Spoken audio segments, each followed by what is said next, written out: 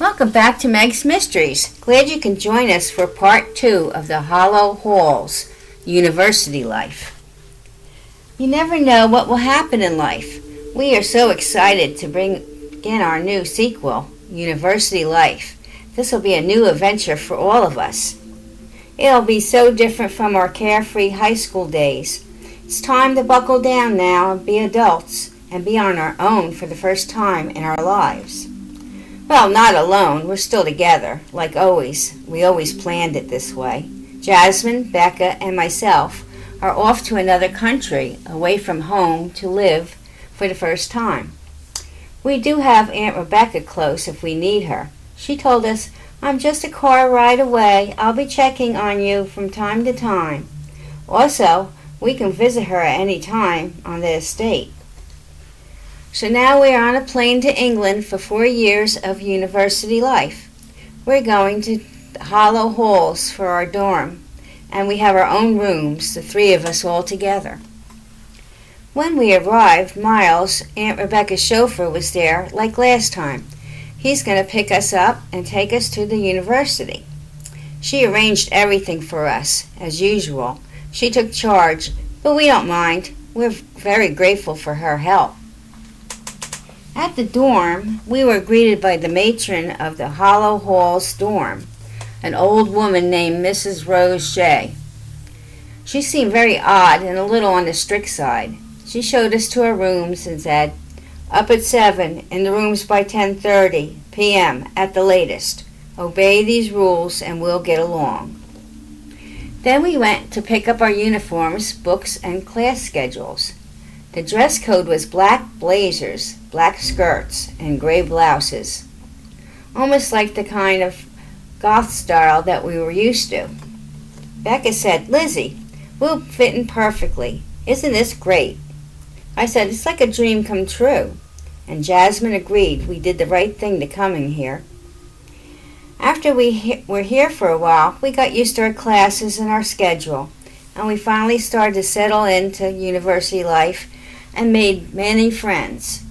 The boys we already knew, Samuel, Amar, and James, were in all our classes, and they also lived in the Hollow Halls dorm on the boys' side.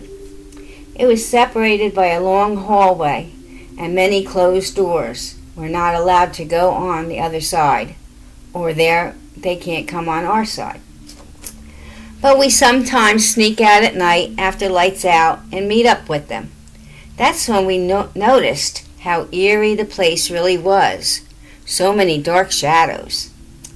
On one of our nights, as we followed the dark hallway, I noticed some shadowy figures coming from room to room and then vanishing in and out of them.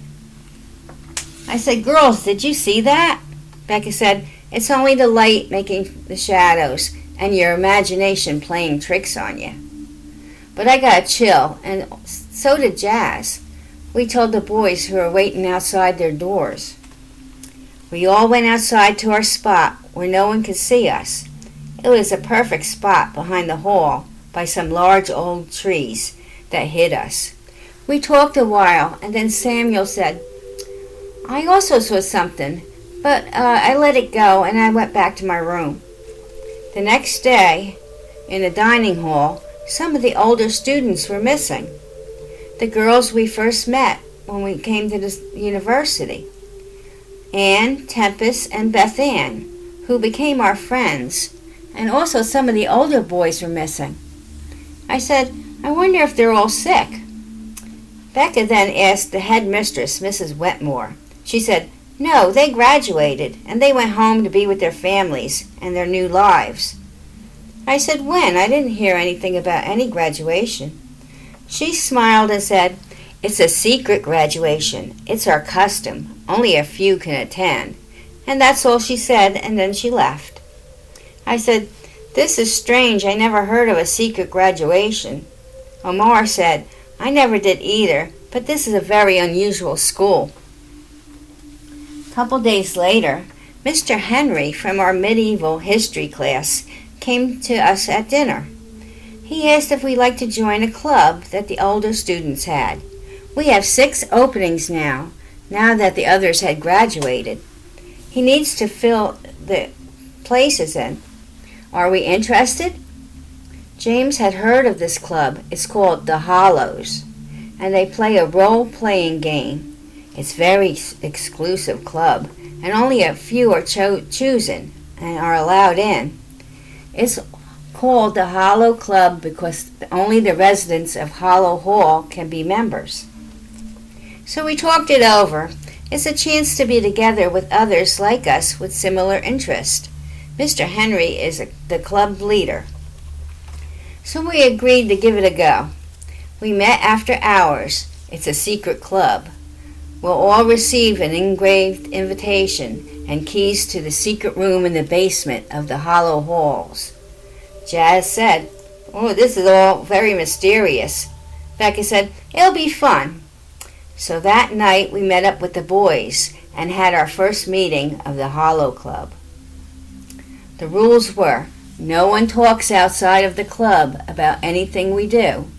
We had to sign a pact, and we were in. It was a contract printed in an old scroll, and the quote from the game. "Who walks these hollow halls? The souls of the undead, spirits that live on too long in this world of the living, never seeming to find peace. The race of the undead fallen spirits. Who haunts these hollow halls?" I said, "I remember reading that before, but I don't know why. It just stuck in my head. It was in the book in my family's library." Becca said, "Maybe it was meant to be a sign for us to join." So we all enjoyed learning our parts and playing the game at first. There were demons and spirits to fight, and we found out who the Hollows were. They were a race of the undead fallen spirits that lived in the world after death too long, born from human souls who for various reasons do not cross over. To move on, they have to give souls to the fire keeper, and these souls will live on as the Hollows. They feed other souls so they can be free themselves. Oh boy, this game was getting so strange, and it started to make us feel very uneasy. And Mr. Henry, he was taking it so literally. He really got into his role as the firekeeper. Then we did some research on the game without telling him. Then we started to get a strange, deadly feeling about it all. It reminded us of our dreams. After a few meetings, we all agreed it was just too creepy and we wanted out. It wasn't fun anymore. That night we met up in our spot to talk to the boys, and we all agreed to stop the game. The role-playing was getting too real.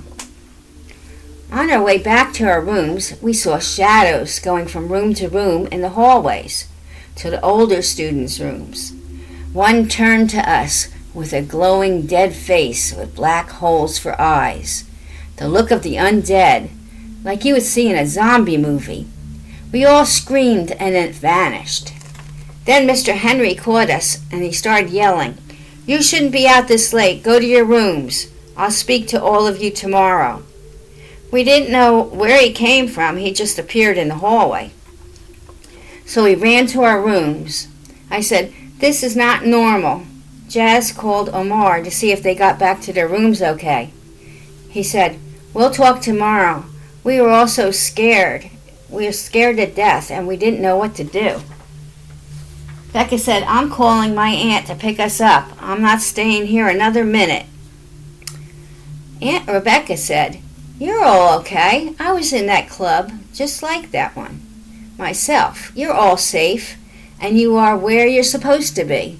And then she just hung up. We couldn't believe it. We were stuck. Also, the boys, they called their parents, and they told them to stop being silly, and stay until graduation. I said, "We can't do 4 years of this. I guess we're on our own to figure out what's going on and how to get out of this mess. How can we get out, even if our parents don't believe us?" So the boys went to the library in the school, and we joined them. I found an old book on supernatural beings, myths, and legends. we read that the Hallows were known to be a real race of the undead. You can temporarily be cured by paying the statue of Velkar to reverse the Hallows, or by consuming the Purging Stone. To remove the dark signal Hallow, you must give a soul to the Firekeeper and pay him or her a relative, and then they'll take over and they become the Hallow and you will be free. James said, that's exactly like the game. How do we do it? I guess we have to play the game for real? I found another book of names of the Hallows with my aunt and some of her friends' names in it. Some of the teachers also. And then our parents' names all fell out of the book. It was hiding in the book. This note: whoever finds this, beware, the Hallows are real, and they must live on until they give a new soul to take over their place. The club is real. New members are allowed in when the Hallow takes the soul of the older members. Get out now. It was signed Herman Homedale. James said, that was my father's ancestor. That was his name. He died in an accident in this very school. My family always attended this university for generations. How are we going to stop them? I think all our teachers and family are connected somehow. In another book, Jazz found a letter. Our parents' ancestors all were cursed, and once in 100 years, a new family member must attend the university and take a Hallow's place upon graduation, so the family can stay safe. It's like we were all chosen at birth to take over, our souls taken by the Hallows who roam these halls. How are we going to stop this? We have to banish the Hallows. And then it says, your family will not remember anything. They are all under a spell. It was an evil curse put upon all your families. One of your ancestors on either your mother's or father's side originally came from this parish in Derbyshire Dales in England. I was put upon by an evil witch, and now we were all cursed. This was centuries ago, but it's still going on. It was signed Esther Collinswood. So she was Becca's ancestor. So how are we all connected? And we're meant to meet each other from the start? Our biggest problem was how to banish the Hallows for good and free our families. So we found a way and played the game for the last time and permanently freed the souls of the Hallows without taking any souls. No one ever finished the game for real, but we did. It worked. We were all free from the curse. No Hallows will ever get our souls or any of our family. Till this day, I don't know how we pulled it off, but we did. Our parents never remembered the legend, and the teachers all disappeared without any trace. Also, Aunt Rebecca, she was one of them. She also disappeared. The Hallow legend was a myth, or was it just a game? So we all left and went back to our normal lives. Yes, boring lives. But we had enough of the goth life and all this mystery. It was time to grow up and get on with our lives. We stayed friends with the boys. With what we went through, we always will be there for each other. Only we know what really happened. And who would believe us anyway? Would you? Then we went on to our normal college lives. We all decided normal is much better for all of us. So be careful and do your research before you decide to accept any gifts too good to be true. If it comes too easy, there's always a catch. Nothing comes without a price. So don't go selling your souls. Have a good day. I hope you all enjoyed the Hallows. Come back for more of Meg's Mysteries.